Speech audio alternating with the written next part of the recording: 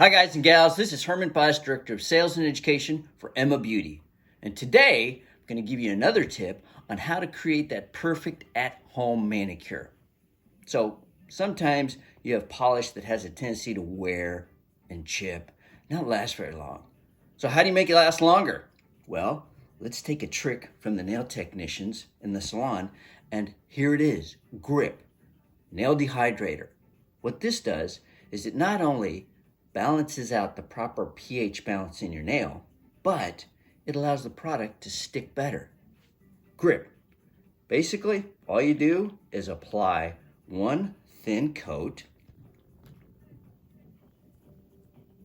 to each nail, making sure you get down into the sidewalls. Do that to all 10 nails. Allow to dry. And then you can take your favorite base coat. We have Emma Stuck On You base coat that will stick the product to the nails. Then take one of your top coats, whether you want a high gloss shine, high gloss nail shield, or something that dries quickly, quickie top coat, or if you want a matte finish, take matte, non-fat matte to create that matte look.